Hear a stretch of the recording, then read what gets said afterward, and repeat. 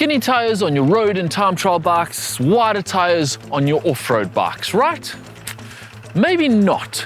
Lately that premise has been challenged and triathlon bike tyres are getting wider and wider. But is there such a thing as too wide? And are wider tyres really faster?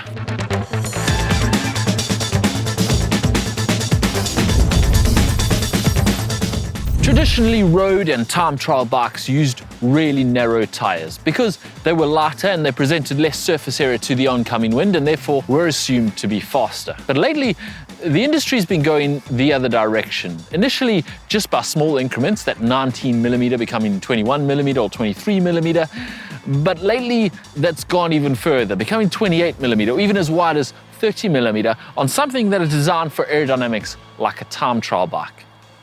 But is there such a thing as too wide? And are we there yet? The answer is not as simple as a rolling resistance test or a wind tunnel test. The answer actually depends on a whole bunch of factors and which of those factors apply to you. So join us as GTN unpacks all of those factors and explains them to you. Before we carry on, just remember to hit that thumbs up button to support the channel and remember to subscribe so you don't miss any of our other videos. At the same tyre pressure, a wider tyre will have a lower rolling resistance than a narrower tyre, making it faster. This is because a wider tyre requires a greater air volume to fill it, meaning that the casing tension of the tyre will be higher. Essentially, the wider tyre will be harder, meaning the contact patch with the ground is that much smaller, meaning decreased rolling resistance, and so the wider tyre is faster. But that is not actually how wider tyres are used in the real world. On an imperfect surface, a harder tyre will actually be slower than a softer tyre, and pretty much every road we ride on is an imperfect surface. Imperfections in the road on a harder tyre will cause bouncing and skipping, which will increase rolling resistance and slow you down, not to mention the effect of fatigue on the rider that is riding on that really hard tyre. And so you have to correct your tyre pressure depending on your tyre width, decreasing the pressure as you increase the tyre width. And if you do this perfectly and get exactly the same casing tension and a wider tyre or a narrow tyre, they will have the same rolling resistance. A wider tyre will not be faster or slower than a narrower tyre if they have the same casing tension. A tyre is not just something you roll on. And so a harder tyre, which would be the fastest thing on something like a velodrome, is not actually ideal out on the real world because your tyre is also your suspension. It has to absorb all those little imperfections in the road. And so the rougher the surface, the rougher the road, the softer your tyre needs to be to absorb all those little imperfections. You can decrease the pressure of any tyre, of course, to absorb those bumps in the road. The issue comes with narrower tyres is that when you decrease it too much, the air volume left in the tyre is no longer sufficient to prevent bottoming out or hitting your rim on that object or bump in the road. Now, hitting your rim or bottoming out, at best, can cause a pinch flat, and at worst, can do some serious damage to your rims. Wider tyres are, of course, more tolerant of this because they have a larger air volume, and so it can be run at lower pressures while still preventing bottoming out. This is, of course, more of an issue for heavier riders, and in fact, tyre manufacturers actually suggest that riders heavier than 95 kgs never ride tyres narrower than 25mm. And then, of course, there's grip. A harder tyre will have lower rolling resistance, but it'll also have a very small patch of rubber that's actually in contact with the ground, which means you'll have less traction when you're applying power and less grip when you're cornering. Again, lowering your pressure increases your grip, but again, lowering your pressure too much and you risk bottoming out.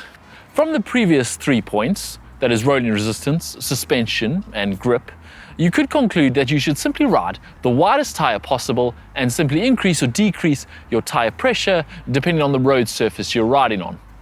And you're not wrong, except that tyre width plays a surprisingly large role in aerodynamics. In fact, you can undo almost all of the aerodynamic advantage of that pricey aero wheel set by fitting the wrong tyres on them. The tyre meets the air and then the air transitions onto your rim. If the tyre is wider than the rim, the airflow behind the tyre stalls and drag is created. Ideally, you want your tyre to be 2 to 4mm narrower than your rim. You want to avoid your tyre mushrooming out wider than your rim and creating drag. Actually, an interesting side note here, a tread pattern on a tire is actually faster than a smooth treadless pattern. That's because the tread pattern actually acts on the air to create microturbulence, reducing drag. Therefore, the ideal width of your tire is basically dictated to you by the width of your rims, which kind of throws out the last 2 points on rolling resistance and grip. Although it should be pointed out that this is more important the higher your average speed is going to be, and also more important for your front wheel than for your rear wheel, because your rear wheel is shielded from the oncoming wind by your frame and your body. Therefore, it often makes sense to have your front tire narrower in line with your rim width and your rear tire slightly wider for better rolling resistance and better comfort. So here are key takeaways on tire width. If speed is your primary aim, especially if averaging over 35 kilometers an hour, then match your tire width to your rim width for ideal aerodynamics, particularly your front tire. If you're riding rougher roads and or going slower, you probably want to maximize comfort, and so you want wider tires for increased air volume and increased comfort. In fact, probably as wide as your bike frame allows for maximum air volume and maximum comfort. More important than tire width is tire pressure. Adjust your tire pressure for the road surface you're riding and your weight.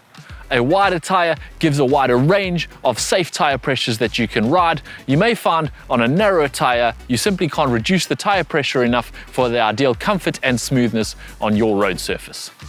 As you can see, which tire width is fastest for you depends where on that list of requirements all of your specific parameters intersect. Your weight, your average speed, your road surface that you're riding on, and your rim width. We hope you've given you some useful information so you can make your tire width decision when it comes to buying new tires. And remember, your tire pressure is just as important. So find a tire pressure calculator or a tire pressure chart that takes into account your tire width and your rider weight and gives you the specific tire pressure you should be riding. And I'll give you a hint, it's probably lower than you think it should be. Thanks for watching and happy riding.